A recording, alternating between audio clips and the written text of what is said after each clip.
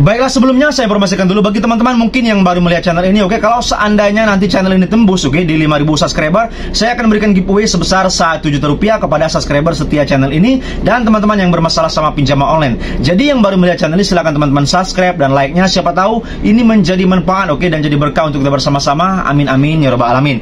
Baiklah, langsung saja kita kembali ke pembahasan ini, pertanyaan-pertanyaan tentang masalah pinjaman online. Bang, apakah pinjaman online seperti Aku Laku ataupun Kredipo ataupun EasyCash ada kami, oke, pinjol-pinjol besar seperti itu, oke, Kredit Pintar, oke, Bang, mereka benar nggak sih akan datang ke rumah kita? Bang, benar nggak sih mereka akan menarik aset kita? Bang, benar nggak mereka akan melaporkan ke RT RW tempat kita tinggal ataupun domisili kita, oke?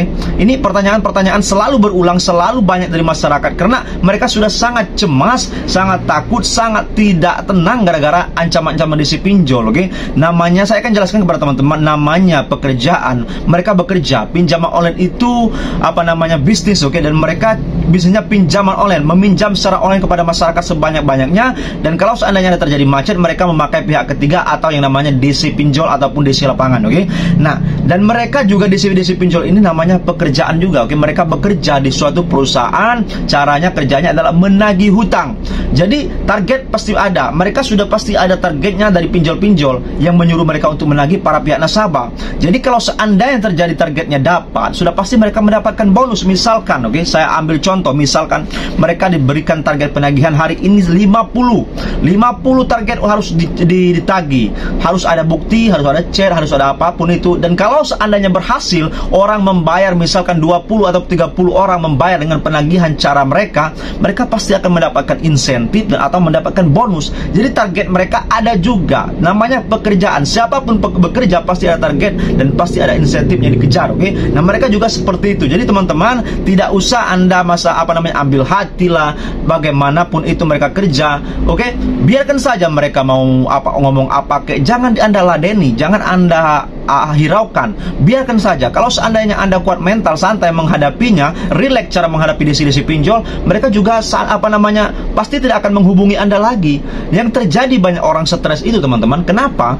Karena mereka selalu menanggapi, kalau ditelepon diangkat terus, oke. Berapa kali pun mereka telepon desi-desinya, mereka tetap angkat. Habis itu chat WA-nya dibalas terus dari A sampai Z, Anda ladeni terus. Nah, mereka pasti akan menjadi Anda prioritas utama karena Anda berarti sangat takut kalau seandainya diancam-ancam sama si pinjolnya. Jadi saya beritahu kepada teman-teman, kalau sudah terjadi seperti itu, sudahlah, oke, pasti Anda yang akan dirugikan dan Anda bisa saja menjual-jual aset Anda, meminjol lagi, meminjol sana, meminjol sini, menawarkan data-data Anda kepada pinjol lain, oke, supaya dicairkan untuk menutupkan pinjol yang pertama tadi.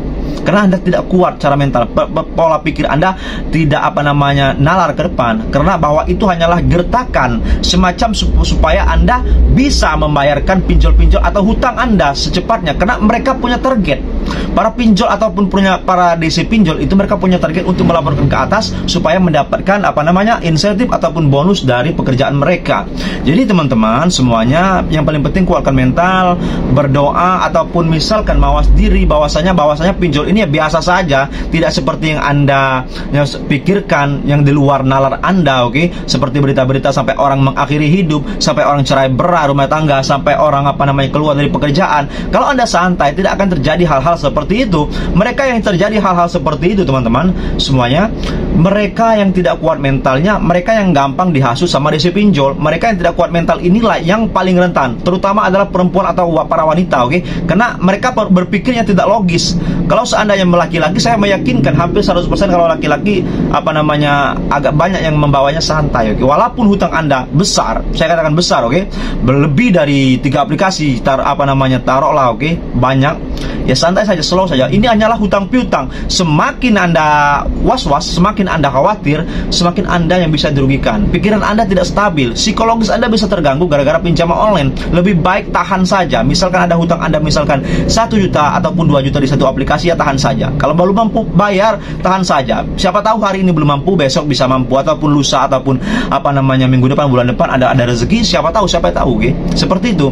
Nah, kalau sudah ada rezeki, bolehlah Anda bayarkan atau cicilkan hutangnya, negosiasi saja sama pinjolnya. Siapa tahu bisa membayar pokok hutangnya. Habis itu tidak usah lagi Anda lari ke pinjol, karena pinjol ini, teman-teman semuanya, kalau tidak mengerti finansial, literasi finansial ataupun literasi keuangan, pemahaman masalah pinjaman ini, Anda pasti terjadi galbay dan Anda psikologis Anda terganggu, karena hutang piutang ini membuat bisa tidak fokus kerja, tidak bisa fokus sama keluarga, tidak bisa berpikir positif, oke, karena ditagih setiap saat sama si pinjol. Lebih baik tidak usah berhubungan sama si pinjol kalau Anda sudah melunaskan pinjol Anda, oke?